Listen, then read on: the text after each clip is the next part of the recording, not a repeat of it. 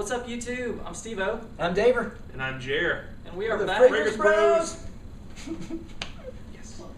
We're back with our good friend Jer to do some more reviews of his wonderful fragrance collection. And today we're going to be looking at Dolce Gabbana Pour Homme.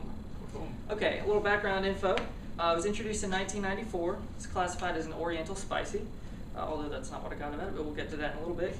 The main notes are bergamot, mandarin, orange, neroli, lemon, natural lavender, sage, tarragon, cardamom, pepper, sandalwood, cedarwood, tonka bean, musk, tobacco, iris, and cumarin.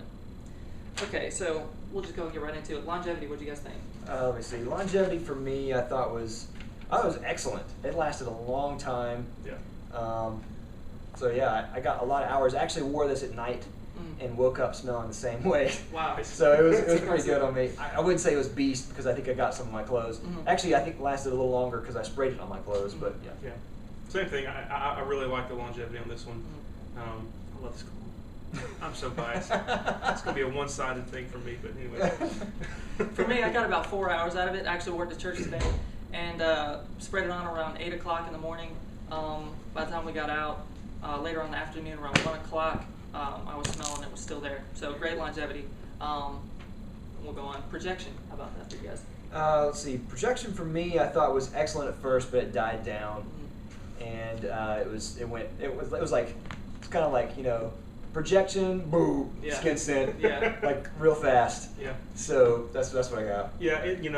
If I spray this and someone smells me in short order, winner. Yeah. But after a couple hours, it doesn't get real far away from me, so it tends to stay. But I can smell it myself for a long time, like in my little, as I'm moving and rustling or whatever, I can smell it myself, but not really far away. Yeah. Again, I'm gonna second the thoughts. Exact same thing for me. So, okay. How about season? What would you guys say? I would say I think it's probably best for spring, but it's good anytime.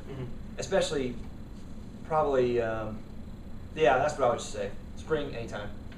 I kind of feel like it's spring and fall almost in a weird way. To me, it doesn't hit in the like a hot summer thing or a cold thing, but I think in the transitional times it would be good both ways. Yeah, I think just to add to that, I think one of the things that reminded me of too is nighttime. So it probably to me is best at night, Okay. which is probably why I got that too. Like I got kind of a cooler weather type thing, not cold but just cool. Yeah. On me, it was definitely spring, and then actually, strangely, into the summer as well. Although, albeit like you said, a summer night kind of fragrance would be perfect for this. Okay. How about purpose? I would say definitely formal, but date screams the most, I think. Yeah. And possibly work, especially if you spray this probably about an hour before you go to work. Yeah. I think it'd be better because it does scream at first and then kind of backs down a little later. It does. But it does smell good, so Yeah. I think people would, they wouldn't be offended at this at all. Yeah. Well, I own this cologne, so I've worn it on a variety of occasions. I think probably it fits best formal, but I've worn it to work and casual things a lot. And if you catch it early on, it's always been a big attention grabber for me. To me, it's a very unique scent. I don't smell a lot of stuff. Yeah. It's not like, oh, this smells like I've smelled it before. It's kind of like you know what it is when you smell it. So. Yeah. It is very unique, definitely an attention grabber. So like David said, a good one to wear for a date or something like that. Definitely a look at me kind of fragrance, which is good. Very unique, like you said. Bang for buck. What do you think? On FragranceNet, it sold for $68 for a large, and I would say that's probably pretty average, especially for the quality of fragrance. This is a good fragrance, and there are going to be a lot of people that like it. And although I think $68 is probably still a little high for what it is, you can find it cheaper on other ones. FragranceNet isn't the cheapest place you can find online, so you can find better deals. Amazon. But yeah, Amazon. But yeah, stuff like that. So I would just say average. Yeah, I think this is bought for me as a gift, and I plan to use every single drop of it and buy some more probably when I get done. So for me, it's a good bang for the buck because I like it so much. Yeah. Because I love this cologne, as I mentioned before. Yeah. For me, it would probably be average. $68 is on the high side for me right now. And I enjoy the fragrance, but as we'll get to in a minute, it wasn't one of my favorites. It would definitely be one that I'll wear if somebody gave it to me, but at this point I probably couldn't go out and buy it. Okay, so what does it remind you guys of? To me, the first thing I got was that it reminded me of a more formal version of Versace Pour Homme.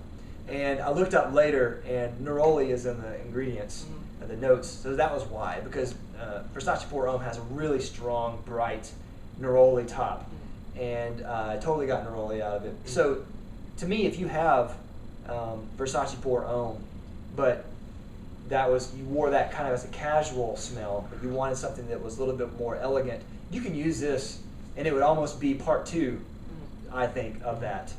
Yeah. And another thing it got is it's very sweet, almost cloyingly sweet.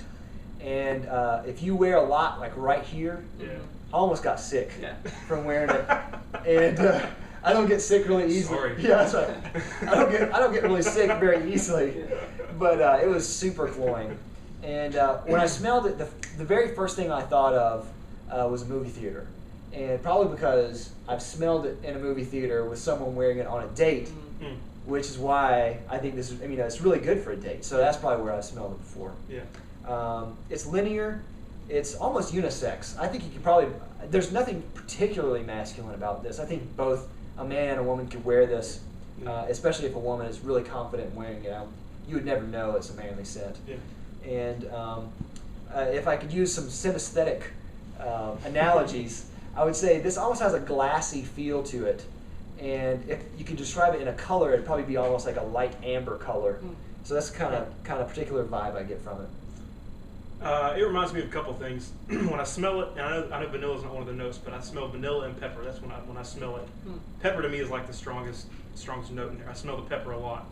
It reminds me of a trip that Dave and I took about 10 years ago with a preacher, and he wore this in the truck on the way to preaching. And so that'll be ingrained in my memory forever.